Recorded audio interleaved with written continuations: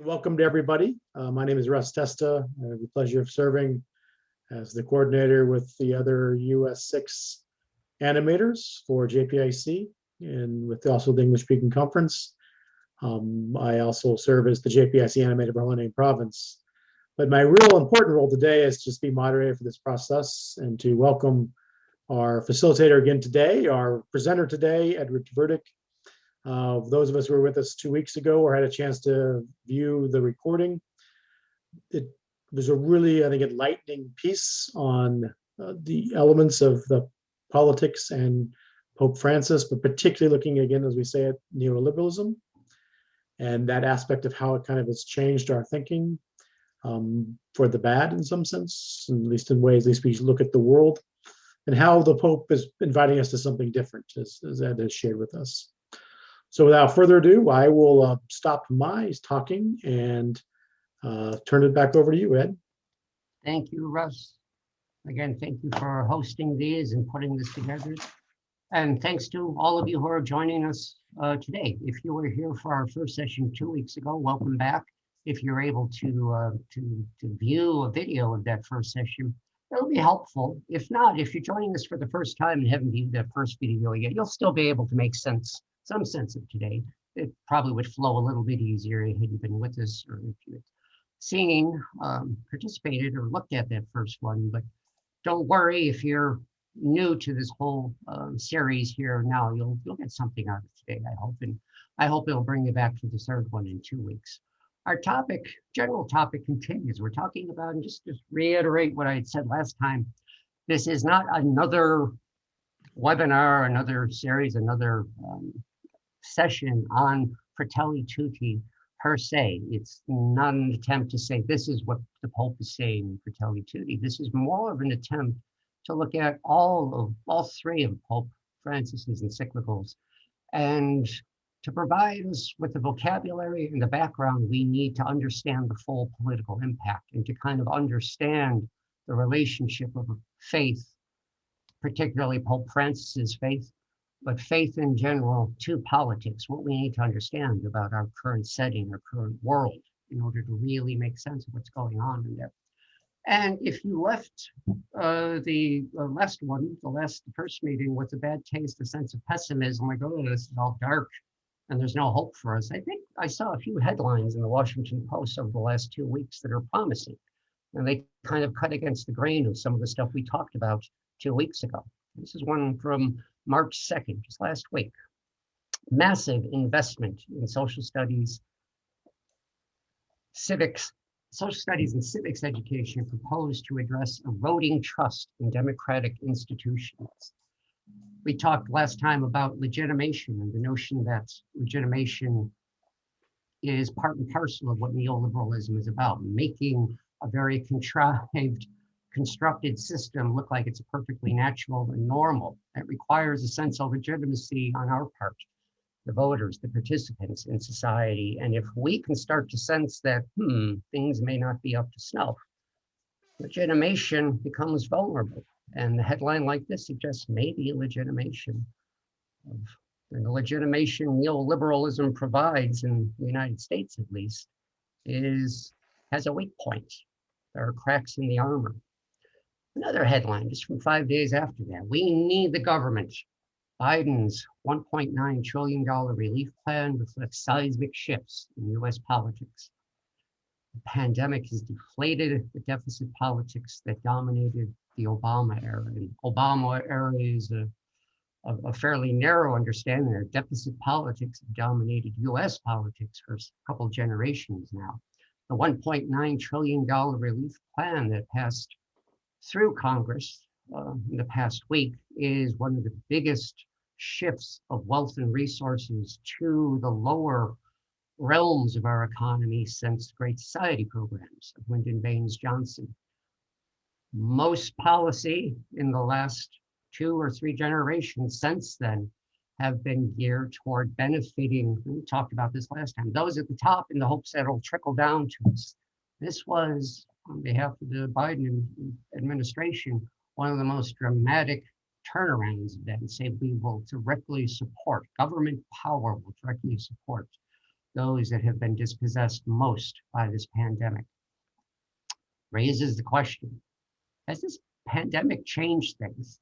Is this going to be the beginning of the end of the era of neoliberalism? Are we finally realizing that relying on the free market and benefiting those at the top in the hopes that the rest trickles down to us? Are we finally realizing that's not the best way to go? And maybe returning to ways we thought of government prior to that, or new ways entirely. I think Francis is thinking about new ways entirely. But today's topic, as was indicated, is individualism. This is a term in English translation, of course, that Pope Francis uses, I might count 23 times or so, I might have missed one or two, across the three encyclicals, his three encyclicals. Most of them, or at least some of them, make reference to something that we're already familiar with, and what we might expect Pope Francis to talk about, this insatiable greed and sense of gratification, self-gratification, acquisition, avarice, greed that we often associate with the term individualism. Pope Francis definitely has this in mind occasionally. Our difficulty in taking up this challenge of climate change in particular he's talking about seriously has much to do with an ethical and cultural decline, which has accompanied the deterioration of the natural environment. Men and women of our postmodern world run the risk of rampant individualism, and many problems of society are connected with today's self-centered culture of instant gratification. A consumer society that Laudato Si talked about frequently is what a lot of people have in mind when they say individualism. Images invoked like this one.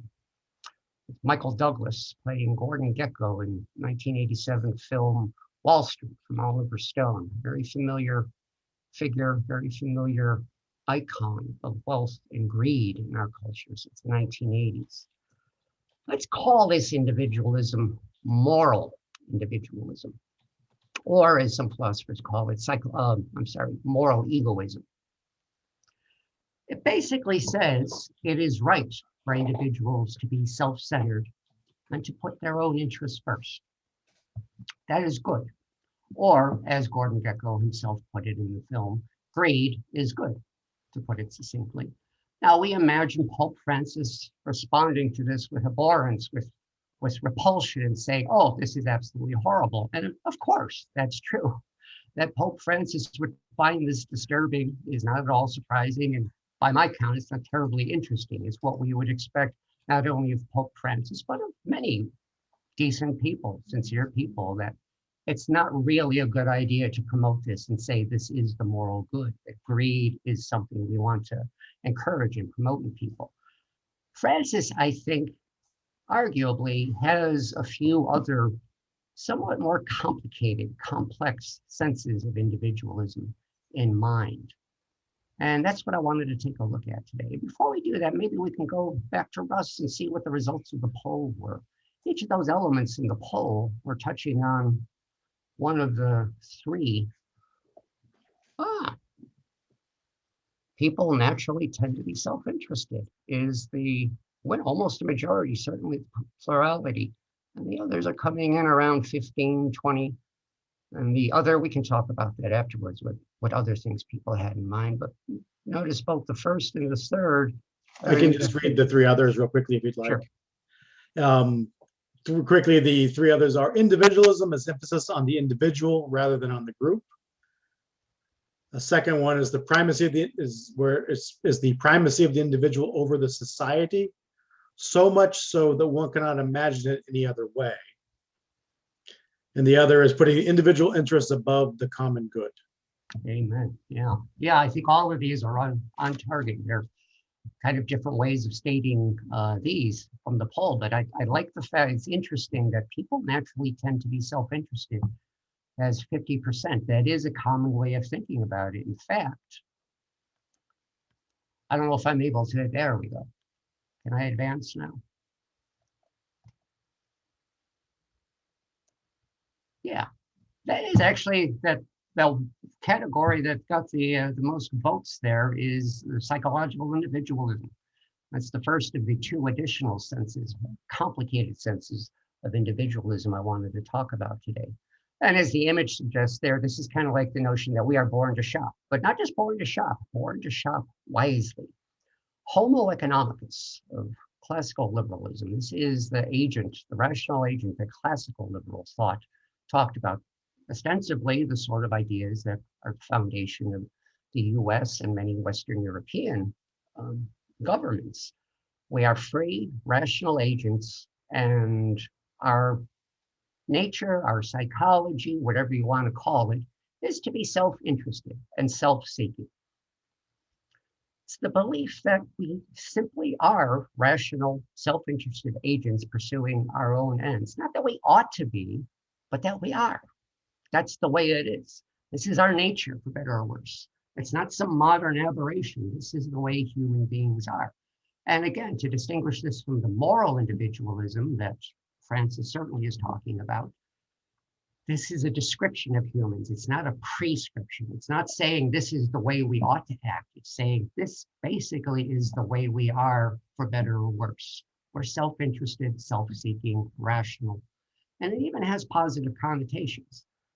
We might say, well, we know our own interests best. Now, if we're people of faith, we might say, well, God knows our interests best. God knows our interests better than we do. But even people of faith, in discussing this with people who don't have a particular faith, are going to agree and concede that, well, outside of God, I know my interests best. I know it better than anybody else. I know what's best for me, and I seek what's best for me. It can be a fairly neutral, even a positive sort of thing. In fact, you can accept psychological individualism. You can say, yeah, this is probably true of human beings, and still believe that the sort of Gordon Gekko, unfettered, self-interested moral egoism is a bad thing. And we have to discourage that. We live with the fact that psychologically we're predisposed to take care of our own needs first, but we don't want to overdo it. We want to rein it in. And I believe Pope Francis agrees with this, that this is something we contend with. And there's a sense of psychological individualism that's there in this that we just need to contend with and make sure it doesn't rule over us. An individualism, in other words, that we need to overcome.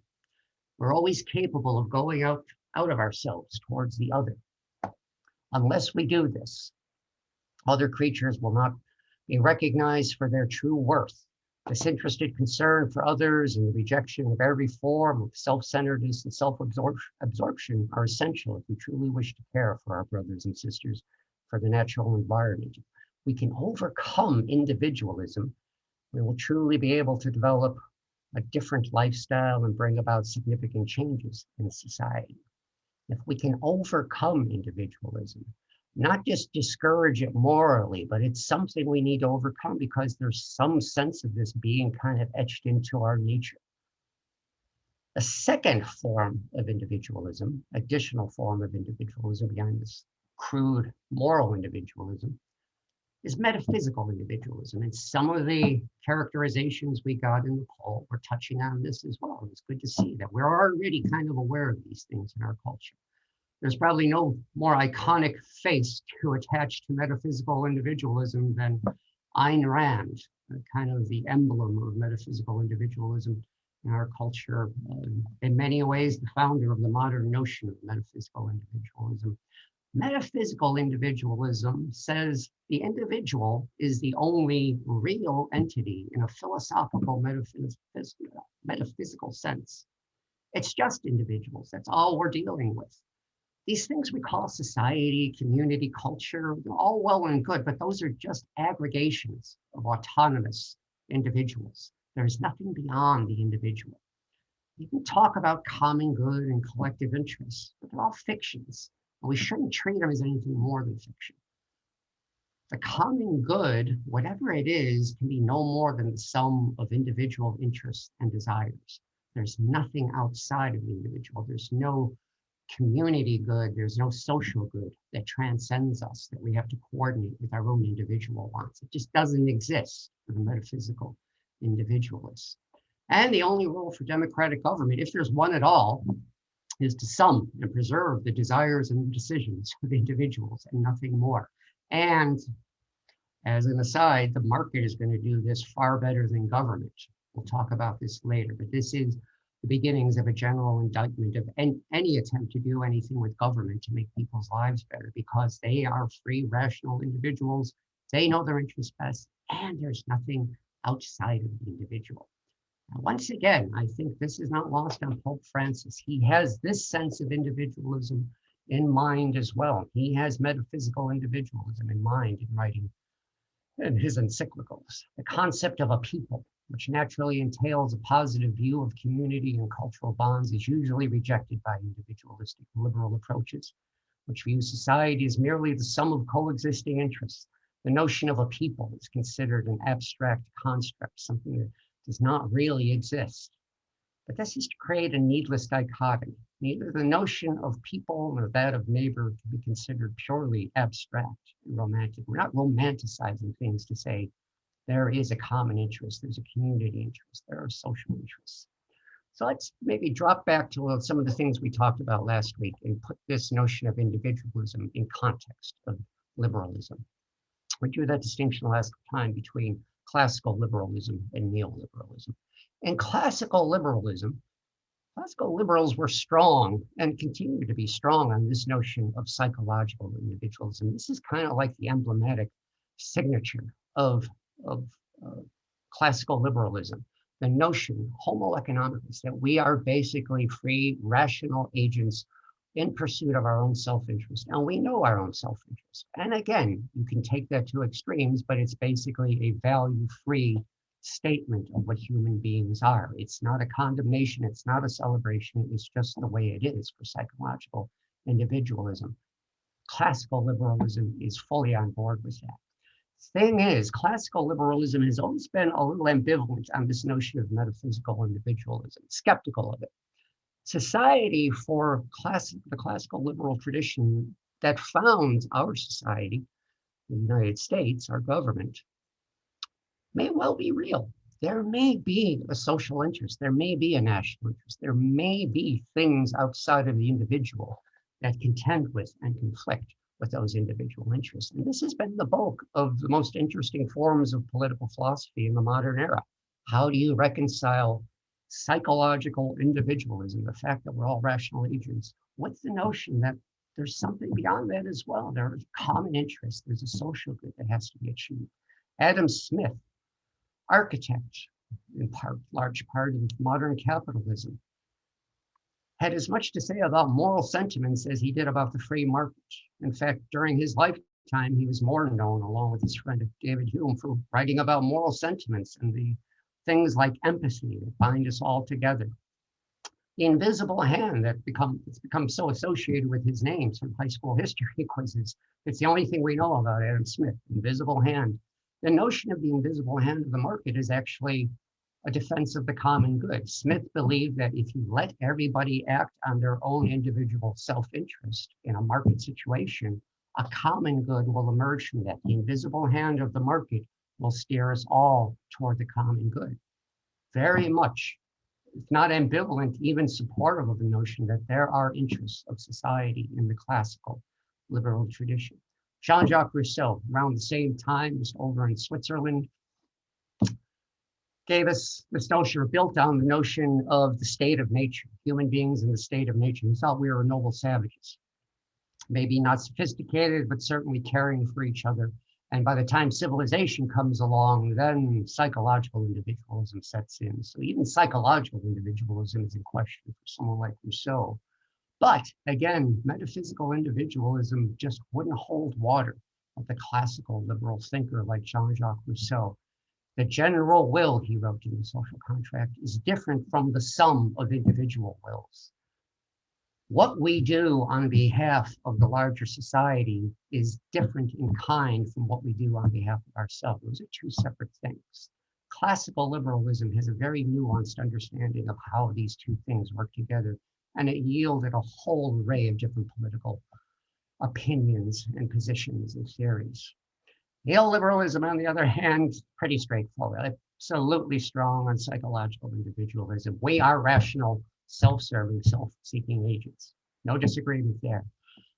But neoliberalism is tremendously strong on metaphysical individualism, this notion that society is a fiction. It's merely the sum of individuals.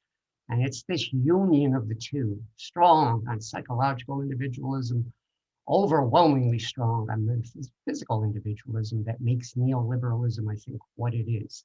Neoliberalism amounts to a hyper-individualism that classical liberal thought never really encountered, envisaged. It just rejects the notion that there's anything outside of our own individual interests and our pursuit of them. And nobody voices this better than the Iron Lady herself. We saw her in our first meeting, we see her again in a 1987 magazine interview. There's no such thing as, well, I'll do it in my voice. There is no such thing as society. There are individual men and women, there are families, and no government can do anything except through people. And people must look after themselves. That is the synergy, the union of psychological egoism with metaphysical individualism. And she throws a little moral individualism in there to boot. And people must look after themselves first. It's a little bit of everything going on in Margaret Thatcher. What's our response to this? Well, typically we hear complicated approaches like this and we scratch our head, and that's understandable. We're kind of trained in our society to simplify the political, to boil it down to bromides and platitudes and not really examine the nuances involved. And we say things like, oh, this is just abstract philosophy. This doesn't affect me in my life. It challenges me, so I can ignore it and move on because I don't want to deal with challenges. I'm a spiritual person. I don't get into politics. I just want to read Pope Francis and go from there. And I want to do just like Pope Francis says, encourage people not to be greedy. Well, as we can see here, Pope Francis is saying more than don't be greedy. It's really not that simple. We're up against social forces and social ideological principles that are hard to disarm. Recall that this complex of individualism, everything we're talking about today, is a continuation of last time's discussion. We were talking about ideology and the forms of legitimation, the way the ideology of neoliberalism legitimates itself. It's wholly artificially constructed. We saw the many ways people came together to say, we got to fix things, and we got to fix them along these lines. It's entirely contrived, but it's made to seem natural. And this individualism is a part of it.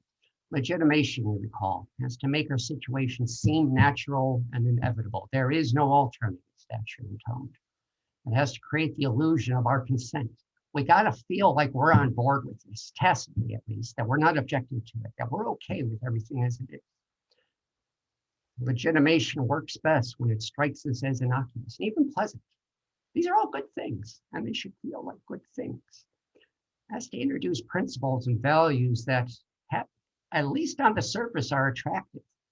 But underneath, when you scratch below the surface, they look pretty insidious. And there's three particular principles, values of neoliberalism's hyper-individualism that I want to examine today, while we have the time. Three of them. The first is this notion that consumption equals democracy. It's the same thing. Bring back our friends from the not a Gap ad, what was this from? United Colors of Benetton. They're all the same, I suppose. Ads. Clothing ads feature a lot of young, hip, multicultural people. Buying is good. We're all happy, right? We experience consumption as expression of choice. We're free to act on our preferences. That's just what consumption is. It's a democratic sort of thing. Everyone gets as much of everything that he or she wants and can afford. Everyone's a winner in this system. Everybody's happy. Unlike, say, with politics, where losers don't get what they want. Minority blocks of voters don't get what they want. When we're talking about consumption, everybody gets what they want and as much of they want as they can afford. It's perfectly natural, right? Natural as the sun outside. Not quite. Like many of these things, this is all very contrived. James Buchanan, Nobel laureate, 1986, the chief architect of something called the public choice theory, wrote a book with Gordon Tullock in 1962. This, among a few other books, was a Bible of political science and public policy analysis for a couple of generations. When I first started studying political science at the undergraduate and then graduate level in the early to mid 80s, everybody had to read this and everybody had to have an opinion on it. Public choice theory was a challenge to the traditional notions that democratic government and voting and politics of that nature were the best way to serve the public. The claim of public choice theory was the market efficiently preserves individual preferences in the aggregate, which is just the economist's fancy way of saying consumption is equal to democracy, if not better than democracy. For the public choice theorists, we're constantly voting with our dollars. By virtue of buying products, we are shaping the world that we want. It's a continuous tribunal. Every time we click on buy, an online vendor, every time we go up to the cash register in the retail store, we're voting, essentially. We bear the full costs and the benefits of those decisions. Political actions, what we call or think of as political actions for public choice theory, such as voting, technically, they're inferior in a democratic sense. They're intermittent. Unlike our purchases, we can only do that every 2 or 4 years in the US. And the government actions that come about by virtue of our voting shift burdens onto others. There are winners and losers in democratic voting. In the market, there's just winners. You spend what you want and what you have, and you get what you want. Consumption is equal to democracy, if not even a little bit better. Agreement from yet another Nobel laureate, Milton Friedman, 1976, he won the Nobel Prize for economics. Get a sense that neoliberal economics is looked kindly upon by the Nobel Committee. Milton Friedman's probably a little bit more familiar to us. He had a PBS series, Free to Choose, in the late 70s and early 80s, where he espoused these very doctrines. He agrees with public choice theory. Democracy, Friedman argued, can be dangerous. Markets, not so much. Democratic majorities, tyranny of the majority, we've been talking about since the Federalist Papers, they necessarily produce minority blocks. They frighten people. Markets permit unanimity without conformity. You don't have to conform to a democratic majority to exist in a market society. Markets give us as much democracy as we're willing to pay for, no more, no less. The upshot is for neoliberal individualism, democracy is best exercised at the cash register rather than the voting booth or city hall. Now, our instincts, our intuitions, I would hope, question this. It hasn't been beaten out of us yet. What about the pursuit of shared values and the common good? Isn't that something different from what the market can provide? And we're told, don't ask those sorts of questions. Skip over that. Second principle, the second value, I think, this hyper-individualism, neoliberalism gives us. The common good is just another commodity to be purchased, kind of like toothpaste. We each purchase as much toothpaste as we want and can afford. Everybody's happy. You get no more toothpaste than you want or can afford. But think of how odd that notion would be in the case of something like a healthy environment. Viable planet is not something for which we buy as much as we want. It's not like toothpaste in that sense. It's a public good, like national defense or a highway system. Everyone benefits from a healthy environment, a viable planet, even if we don't personally make use of it by going camping or hiking or things like that. We all benefit from it. And it takes the contributions of everyone, or nearly everybody, to achieve it. It's not like 1 or 2 people can go out and purchase a healthy environment for us all. In other words, we sink or swim together. Even if we don't make use of it, even if we are not participating in it. Take the highway system, for example. You may not even own a car, but the fact that food can be inexpensively brought to your local supermarket and other needs can be filled by other people using those highways, we all benefit from it. We all sink or swim together. We forget this when it comes to other public goods. It's kind of ingrained in our system and our instincts now to think of education, public education, a highway system, certainly national defense, and thanks to Ladau in large part, the natural environment. We come to think of these as public goods. But the conversation on other public goods still remains in the commodity realm. And I think healthcare is a prime example of that. When you think about it, a healthy society is as much a public good as a healthy planet, no more, no less. It's the same sort of thing. We all share the benefits of a society with lower rates of illness, higher productivity, lower costs. Even if we're not prone to get sick ourselves, we benefit from the fact that other people have access to healthcare and can maintain a healthy life. And yet most, if not all, of the debates surrounding universal healthcare, they abound now. Debates between whether we should expand the ACA or just simply move toward a single payer system. They tend to treat the issue of healthcare as one of affordable access, individual access, giving more people access to the good, the commodity of healthcare. Not to the fact that our common good depends on all of us being healthy. Now, this is true, again, even for people who are not prone to illness themselves.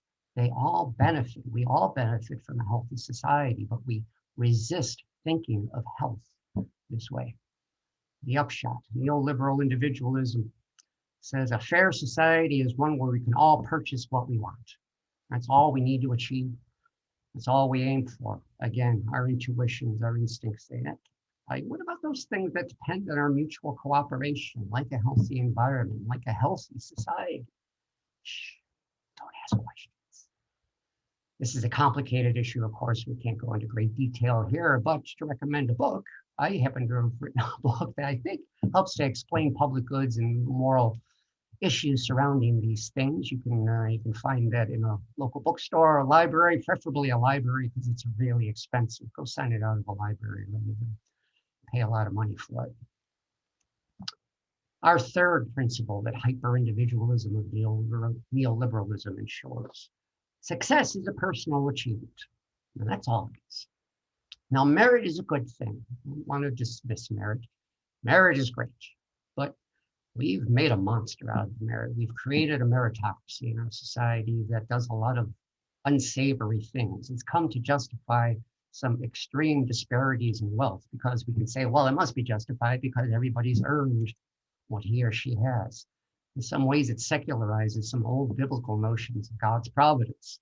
We used to think, oh, God rewards the good. Remember this Job story? His friends are sitting around saying, Job, you must have done something horrible, something nasty for God to have done this to you. Job scratches his head. I don't know. I don't think I did anything. Well, that kind of turns tables in our modern culture. We say God rewards the industrious, as the prosperity gospel tells us. Even liberal politicians now seek only to provide opportunities for people to rise to the level of his or her talents, to the level that those talents allow. This was a mantra of Barack Obama, one of the more progressive presidents we've had in recent memory. He still clung to this neoliberal notion that what we should be doing as a government, as a society, is giving people opportunities to rise to their own level of wealth and comfort. This fosters a sense of entitlement. Whatever it is you have, you've earned it, even if it's quite a bit. And it blinds us, I think, to the notion that whatever success we have in life rests on efforts of people that came before us, the cooperative efforts of people that came before us, an infrastructure, a social infrastructure that allowed us to be industrious and harness our talents. This overemphasis on merit blinds us to that. And once again, Pope Francis is on board. He gets this.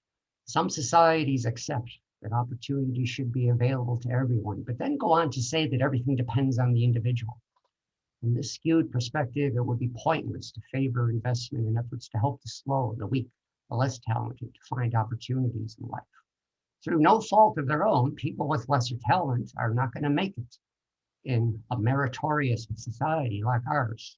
Is that right? Is that morally right? Pope Francis doesn't think so. Neoliberal individualism suggests people succeed or fail on their merits.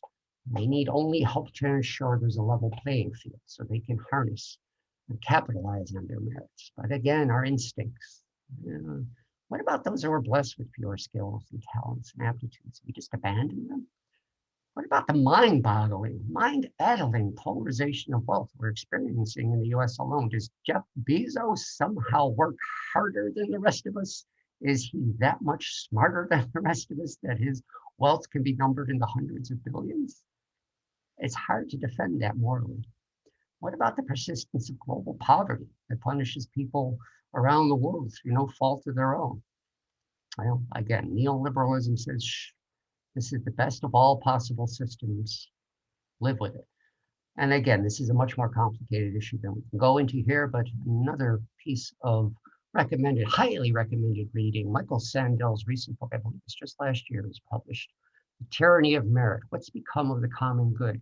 Michael Sandel is a contemporary political philosopher. He is, as we speak, on a panel at Georgetown University doing a Zoom panel of his own, or he's a panelist in a larger discussion on Fratelli Tutti. So I hope it's someone you can introduce yourself to through his writings, but we're going to be hearing more from Michael Sandel in the near future. But I think his book, Tyranny of Merit, is a good read for all of us.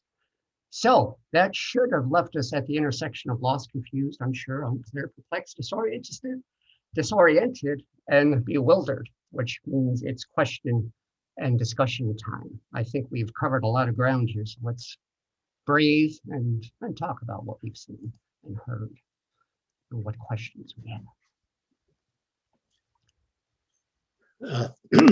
Pardon me. Thank you, Ed, for getting us started on this path and leaving us utterly confused, depressed, and lost, as you said. If you do have questions, please type them into the Q&A box. You can find the box at the bottom of your screen. If it's there for you, just put some answers, and I'll read those to Ed, and we can then kind of try to answer them. As we're waiting, and this I think could start. There's the first question that kind of came in early, but it's kind of ultimately, I think, relates also to the last session as well.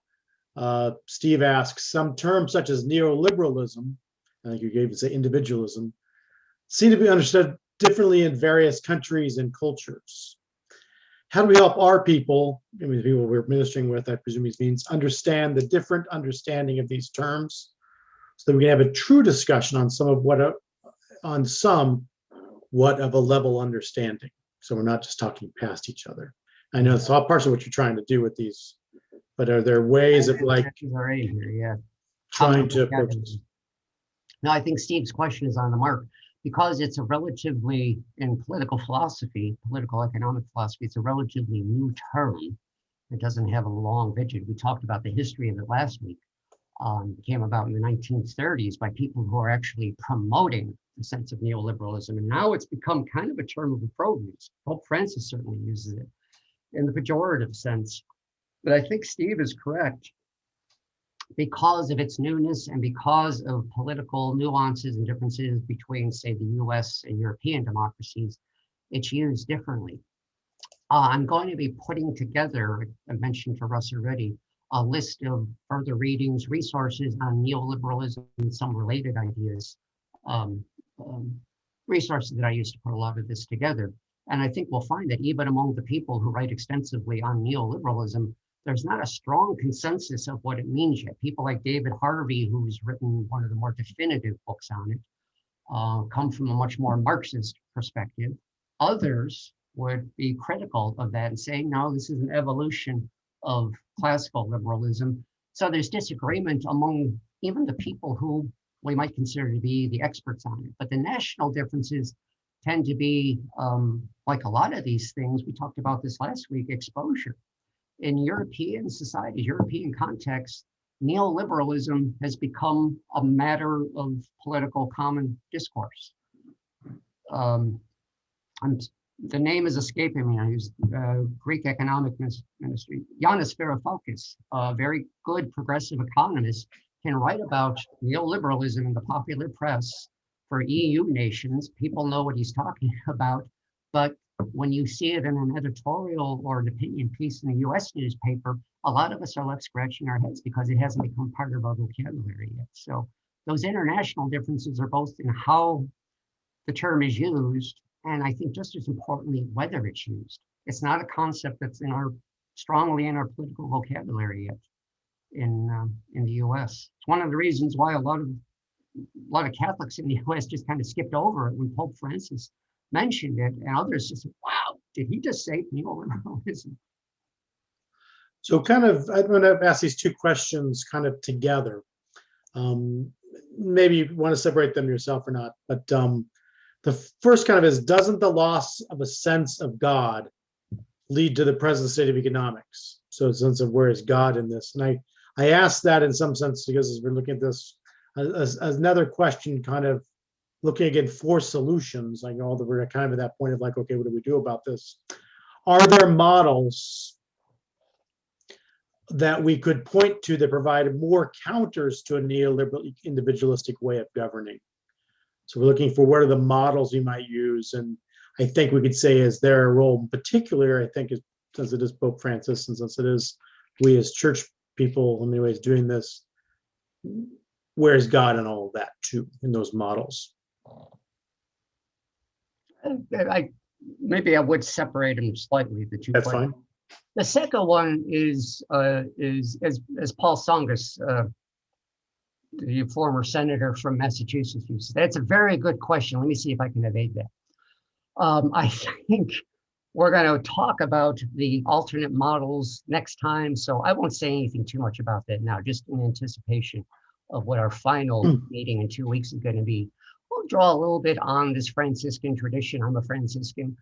The fraternal economy has been written about. I think that offers us a sense, a model of what the economy can look like, and what a fraternal economy that recognizes a common good, in addition to our individual interests, which we all certainly undeniably have. I think there are some positive ways to go, and it can be infused with a sense of faith that is going to appeal to Catholics and all people of faith. Going to the first question, though, is the loss of a sense of God part and parcel of our economic woes? I think for people of faith, yeah, it helps to understand it that way, that there's a certain sense where if this hyper-individualism of neoliberalism has kind of taken hold of our society, and if our instincts, as I tried to indicate, our instincts still say, oh, come on, this can't be right, those instincts are coming from our faith.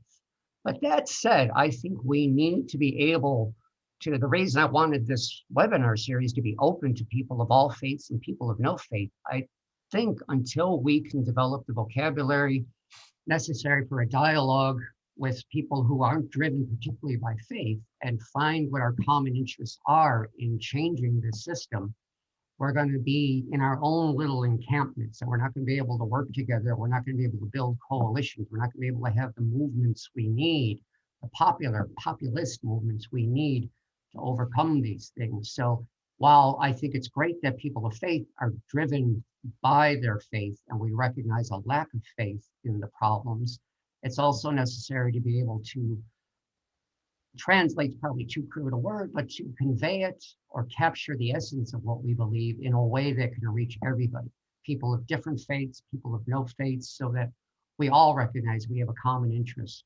We, myself as a Catholic, believe that this is part of my Catholic faith. I don't think you have to be a Catholic to understand that neoliberalism is undermining our social fabric. Does that help?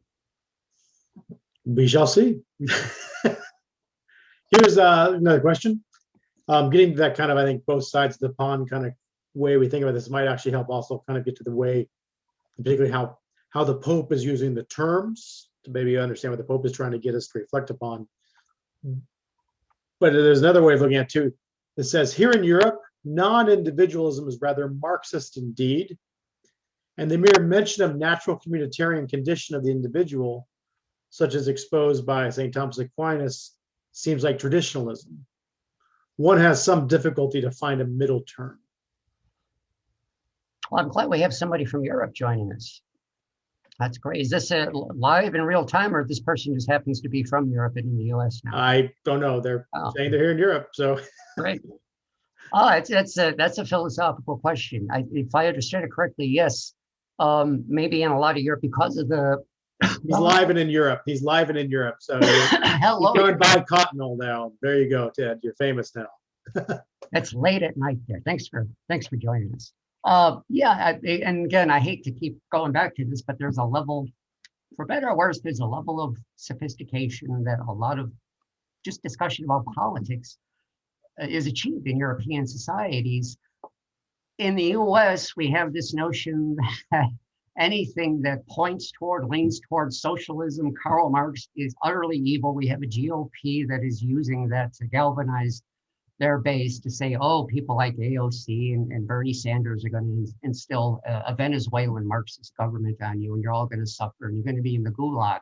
It's at a very, very superficial level. In Europe, by virtue of an education system, maybe one that we can achieve if that first Washington Post headline comes to fruition, and we can change the way we do civics education in this country. In Europe, they think of the things like the socialist Marxist tradition as not necessarily evil, not necessarily bringing about the gulag, but a different way of thinking about it. I would probably qualify that Marx, I would want to add, I think, that Marx had a certain amount of psychological individualism about him. His notion of homo faber, we are the manufacturer, we transform nature, still had an element. He never quite left the, say, Ricardo, Adam Smith school of the value theory of the labor theory of value. There's something about our need to satisfy our wants and desires that drives history forward. So even Karl Marx was rooted in this tradition. He never fully escaped that liberal, the classical liberal notion that it begins from our need to transform to satisfy our needs. He had more of a collective understanding. Human societies divided into classes transform nature in particular ways, and that leads to different political systems. But still, he had enough of that classical liberal bent in him that it's really still within the realm of that whole classical liberal ensemble that I talked about, going from Adam Smith to Jean-Jacques Rousseau. You could just as easily situate Marx at the margins. Absolutely, he's certainly critical of all that, but he's still speaking the same language. But I like the fact that in the Netherlands or Great Britain, you can talk about these things and not be dismissed as a political radical, that these are all in play. So Joe asks, does the aging of most, and air quote, advanced societies raise doubts about the future of an optimistic neoliberalism? An optimistic neoliberalism, like a reform? Yeah, I would assume like a reform. Is maybe what Joe's thinking about. Pardon me. I guess my impression is that the term neoliberalism and the whole ensemble of ideas that we've been talking about, I've been trying to articulate, can never really be simply reform. People talk about reforming capitalism, and people with very progressive ideas like Robert Reich, former labor secretary, who's still an active economist and teacher and has a big social media following. He stands apart from a lot of progressive radical people in saying we don't want to trash, we don't want to dismantle capitalism, we want to reform it. While there are many people who are saying reforming capitalism is a good thing, we don't want to veer toward democratic socialism, I don't hear many people saying you can reform neoliberalism. Neoliberalism has really become a term of opprobrium when it's used now. The folks who promoted it and kind of assembled it and created it generations ago in the 1930s and 40s, we talked about last week, they no longer use the term. They don't point to it as neoliberalism because they need it to be invisible now. If you are benefiting from a neoliberal economic system, you don't want to draw attention to the fact that it's a particular type of economic system. You want to portray it as natural, as inevitable, as just the way capitalism has come to be. So the only people using neoliberalism as a term now are using it as a term of opprobrium, as a way to identify, to name the system, as we talked about last week. Naming the system you're trying to dismantle is the important thing. And it's those who are struggling on the outside that have the need to name that system. And Joe wanted to, he kind of reframed his question as you're speaking, saying, and maybe the other way, maybe ask is, what does demography, particularly as we're in aging, if you will, probably quote unquote advanced societies, what is demography? And maybe demography also, maybe as far as like in some cases, United States migration trends, due to liberalism's vision. You know, that the vision being, what are the principles of neoliberalism, if you will? How is that kind of being changed, or how is it changeable given, or unchangeable as the case may be, given demographic trends? And I might even, well, go ahead, I'll let you answer that, and I got a way of follow up. I had some thought. Well, my only thought with that When you talk. would be that we do think about the United States, for instance, we have this sense of the rugged individualist. And so this idea of turning against individualism, though, is not necessarily they're not necessarily, as you were saying, the exact same thing, but there is a certain level of risk of standing apart from individualism by actually joining with the group, whatever that may mean in that model. And I don't know if that also plays in that sense of where we're at demographically. Because as we get older, we are probably more risk adverse, most of us. Does that play into that too, even? And so the devil we know is better than the devil we don't know. I think one of in terms of the aging shift demographically is an important one. We have a very low population growth now, lower rate of birth, so that's going to affect things. But the immigration thing, I think, is maybe the more important one. And we've heard predictions that we're going to have a near majority of recent immigrants in the country within a couple of generations. And I think one of the things, this is part of the resistance to neoliberalism, I think we need to cultivate and foster and encourage.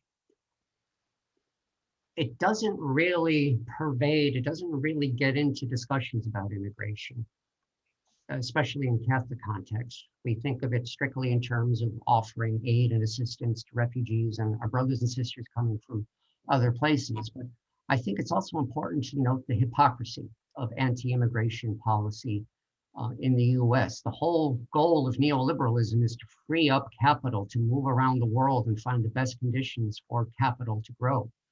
And that means you go to the places with the cheapest labor, and you probably have the cheapest labor because there's a local government that's repressing and suppressing labor organization. And there's probably a whole lot of other nasty things going on there.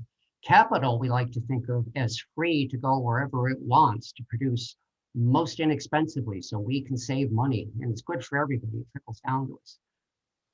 Why isn't labor as free to move? The labor side of that equation is free to move as capital. If freedom to move to find the best optimal conditions for yourself is a good thing and capital can do it, why is it that we say to labor, well, no, you stay in your country where they beat you over the head for organizing a union and you accept those wages, we're not going to let you in.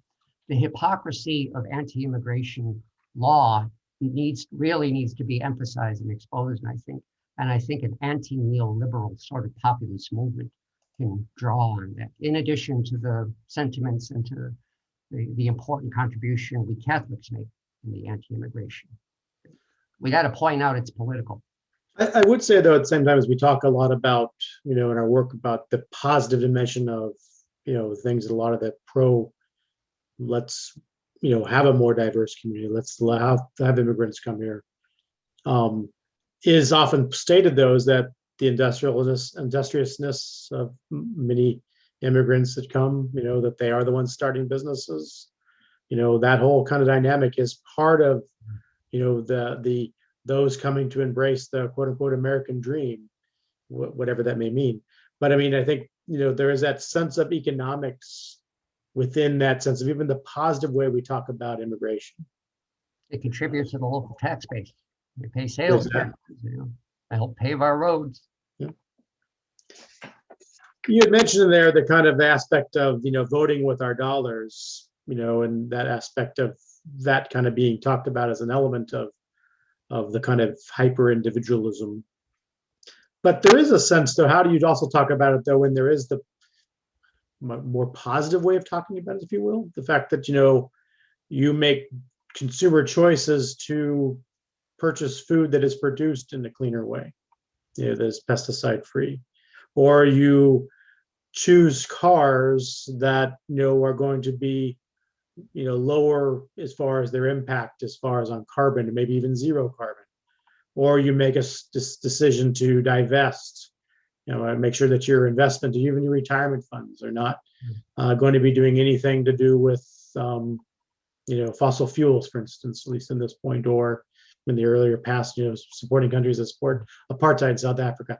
How do we start talking about that? I mean, is that a different sort of way of talking? Is that in some sense not neoliberalism? Is that something different? It's it's consumer choices that are made there. And I mean, I'm not, and again, I mean, I'm not down here not trying to put things in. And it's affecting society. Right. So. No, it's a good point. I think nobody would want to argue that your role as a consumer is not political.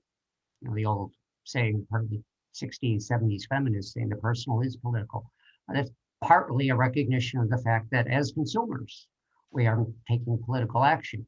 And nobody is going to dismiss, nobody in their, no sane person is going to dismiss that consumption can and be inherently a political action. If it weren't, a boycott would make no sense. Right. Boycott is essentially a political act of withholding your dollars as consumers in an attempt to change some outcome, to change society in some way. So I think maybe the criticism of neoliberalism, the whole Buchanan Tulloch school, this notion that Friedman, that as consumers, we are somehow acting more democratically than we are as voters. I think the concern is that for neoliberal politics, consumerism is meant to displace and to downplay everything else we do politically.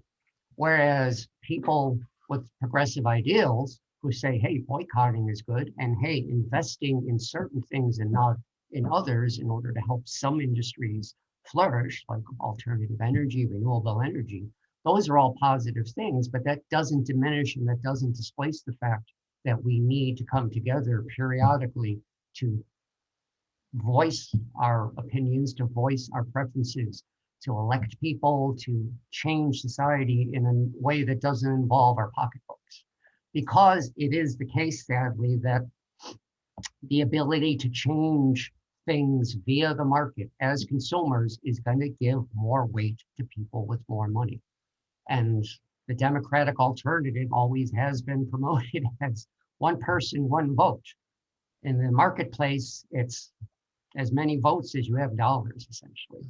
So it can't displace democratic politics, democratic small d politics, the fact that we need to come together as communities, come to City Hall, come to, to deal with politics at a local and a national level. It's always going to be there, and it's always going to have a value apart from and independent of anything we could possibly do with our dollars politically.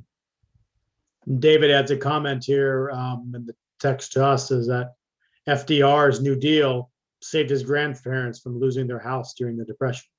Yeah. So I think it becomes that sense of like that quest and that answer for a different model that we might use, a different set of like values. I mean, there's also the Pope's new kind of just started before Christmas, this new kind of group looking at kind of a different type of way of looking at capitalism. Yeah. This council for a kind of, I'm forgetting the exact term now that he used, the way it was translated in English. But that being said, would it be something where, as we look towards the next session, this is your chance to kind of give us a preview of our final time together. In 2 weeks, we're going to have all the answers to all of our questions. Mm-hmm. Right, Ed? So there'll be a blueprint. So please, where are we going with this? What's our next step with this as we kind of move today's down?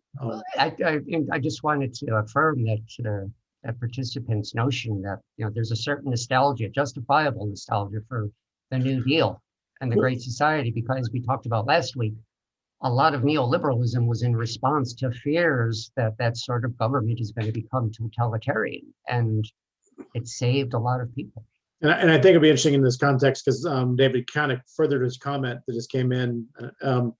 That do you see? They also helped, through the unions and stuff. But do you see President Biden's COVID relief maybe in the same context, or at least it may be argued about in the same context, if nothing else?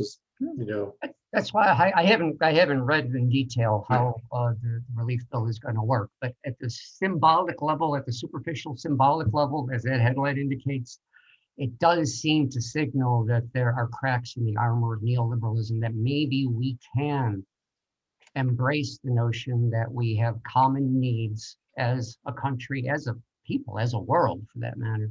We have common needs, and simply enriching the already wealthy in the hopes that it'll trickle down to us has not been working to solve our problems, and maybe we need to think in bigger terms of government again. That anticipates next week. One of the things next time we'll definitely be talking maybe concrete terms about fraternal economy and some positive models, not blueprints, but just general ideas about what we need to look forward to, what we need to aim for. But there's also this question of populism I want to address in it because it pervades US and European politics right now. We associate, in part, I think, in the US, populism with a very positive thing because there was a populist party around the turn of the 20th century. And we have a very positive tradition. And yet when Pope Francis uses the term a couple of times in his encyclicals, he uses it in the very European sense of being strictly negative, right-wing, xenophobic. And I think it's that conflict in usage that we may need to overcome because I think part of the solution, part of the positive models we need to be looking for is to harness once again that notion of populism that was around a century and a little bit more ago in the US, that it's the people that can voice their needs. It's not a elite, especially not a corporate elite, that should be deciding the fate of our nation, but it requires bringing a lot of often disgruntled people. Now, in the US, we are starting to associate that again with people being xenophobic, right-wing, in many cases racist. And it's a difficult river we're going to have to navigate. But I think there are certain things about populism we're going to need to embrace and do it in a positive, progressive way that pushes aside or somehow filters out or discards all of the negative right-wing garbage that's been associated with populism. So that's the sort of stuff we'll be talking about. Well, thank you, Ed, and thank you all for joining us today and continuing this journey with us. I think this is an exciting continuation of conversation. I think it sets us up for a number of possibilities as we kind of as we continue to move through Lent and to perhaps the unfolding of Easter later and what that might mean for us and where that takes us to. So thank you, Ed. Thank you all for joining us. We'll be sending the recording out to everyone sooner than last time. Sorry about that. I totally lost a week in there, but we'll certainly be getting this out to everybody soon. So thank you very much. And thank you, Ed. We'll talk to you all soon. Thanks for joining us. See you next time. Bye-bye.